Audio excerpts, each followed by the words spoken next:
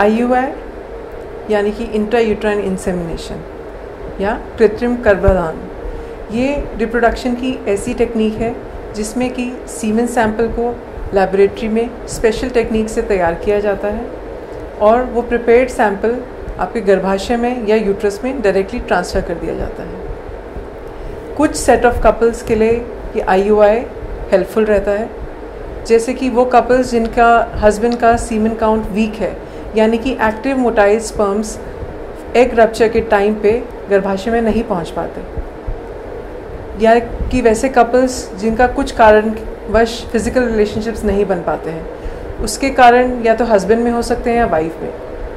Husband में उसके reasons होते हैं प्रीमेच्योर एजैकुलेशन, कोई पैरालिसिस या कुछ मेडिसिन्स लेने की वजह से इरेक्टाइल डिसफंक्शन या फेलियर ऑफ एजैकुलेशन, या वाइफ में वेजिनिस्मस। उसके अलावा कुछ कारणवश कुछ कपल्स दूर दूर रहते हैं जॉब की वजह से या सर्कमस्टांसिस की वजह से और एग रप्चर के टाइम पे रिलेशनशिप्स नहीं बन पाते। उन केसेस में भी IUI हेल्पफुल होता है। अगर हस्बैंड का स्पर्म काउंट बहुत वीक हो या सीमेन सैंपल में शुक्राणु बिल्कुल भी ना हो और वो कपल्स जो कि ICSI जैसी महंगी टेक्निक अफोर्ड नहीं करते, उनके लिए भी एक टेक्निक है आर्टिफिशियल इंसेमिनेशन ऑफ डोनर। उस केसेस में हम लोग बैंक से सीमेन सैंपल लेके जब वाइफ का एग रेडी होता है तो सैंपल को प्रिपेयर करके गर्भाशय में ट्रांसफ़र कर देते हैं। IUI के लिए सबसे महत्वपूर्ण है कि आपकी ट्यूब्स खुली हुई हों। आपके ट्यूब्स की पेटेंसी या उनका खुला हुआ चेक करने के लिए डॉक्टर 2 तरह के टेस्ट एडवाइस कर सकते हैं। पहला टेस्ट होता है जिसमें कि ट्यूब्स का एक्सरे होता है, इसको हम हिस्टेरोसैल्पिंगोग्राफी कहते हैं। ये एक आउट पेशेंट प्रोसीजर है, इसमें एनेस्थीसिया की कोई ज़रूरत नहीं होती। दूसरा प्रोसीजर होता है दूरबीन टेस्ट, वो बेहोशी के अंदर होता है और उसमें दूरबीन के ज़रिए से हम लोग अंदर से डाई डाल के देख सकते हैं कि आपकी ट्यूब्स खुली हुई हैं कि नहीं। अगर आपकी ट्यूब्स खुली हैं तो IUI का प्रोसीजर शुरू करने से पहले वाइफ को सेकेंड या थर्ड डे पे एक बेसलाइन इवैल्यूएशन के लिए बुलाया जाता है। उसके बाद अगर सब कुछ नॉर्मल है तो IUI करने के 2 तरीके हैं। एक तो है नेचुरल साइकिल, जिसमें आपका नेचुरली जो एग बन रहा है उसको फॉलो किया जाता है और एग रप्चर होने पर सैंपल तैयार करके डाल दिया जाता है। दूसरा तरीका होता है जब हम आपको ओवुलेशन इंडक्शन देते हैं, यानी कि कुछ मेडिसिन्स के द्वारा आपका एग बनाया जाता है। ये या तो ओरल मेडिसिन्स होती हैं या कभी कभी आपको इंजेक्शंस भी लगाए जाते हैं।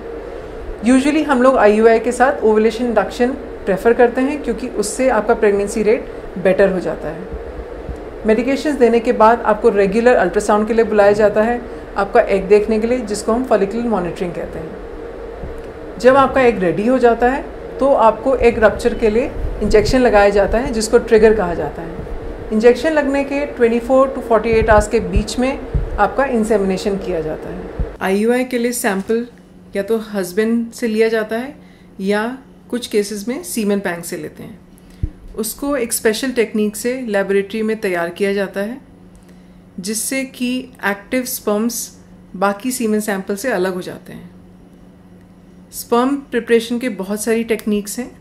आप सीमेन सैंपल जो हमें मिला है वो किस तरह का है उस पर डिपेंड करता है कि किस टेक्निक से सैंपल तैयार किया जाता है। जो तैयार किया हुआ सैंपल है उसको विदाउट एनेस्थीसिया एक पतले प्लास्टिक कैनुला के ज़रिए सीधा आपके यूट्रस में ट्रांसफ़र कर दिया जाता है। ये ट्रांसफ़र उस समय पर होता है जब आपका फॉलिकल रप्चर हो गया है और एग ट्यूब के अंदर आने वाला है। एग रप्चर के टाइम ये एक्टिव स्पर्म्स डालने से आपके प्रेगनेंसी के चांसेस नॉर्मल के मुकाबले में बढ़ जाते हैं।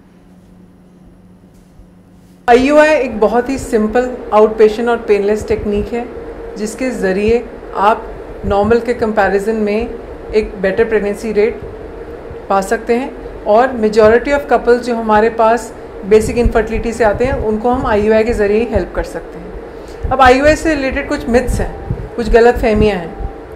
पहली ये है कि IUI के ज़रिए मल्टीपल प्रेगनेंसी होती है, यानी एक से ज़्यादा बच्चे होना, जो बिल्कुल गलत है।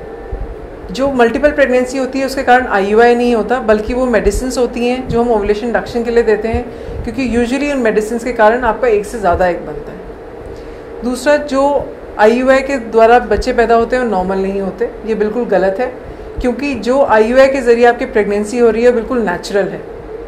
आपका एग नेचुरल ट्यूब में आता है और स्पर्म्स नेचुरली जाके फर्टिलाइज करते हैं, इसलिए जो बच्चे पैदा होते हैं वो नेचुरल बच्चों के कंपैरिजन में उनमें कोई डिफरेंस नहीं होता। तीसरा, अगर आप इस ज़रिए से आप प्रेगनेंसी होगी तो आपकी नॉर्मल डिलीवरी नहीं होगी, ऐसा बिल्कुल नहीं है। अगर सब कुछ नॉर्मल जाता है आपकी प्रेगनेंसी में तो आपको नॉर्मल डिलीवरी का पूरा चांस दिया जाता है। इतना सब कुछ होने के बावजूद भी, जैसे कि नेचुरल ट्राई करने भी बहुत बार प्रेगनेंसी नहीं होती, उसी तरह IUI का भी फेलियर रेट होता है। ये सब कुछ होने के बाद भी कुछ कारणवश अगर स्पर्म्स नहीं पहुंच पाते, एग को फर्टिलाइज नहीं कर पाते, या फर्टिलाइज एग अगर गर्भाशय तक नहीं पहुंच पाता तो आपका IUI फेल हो जाता है।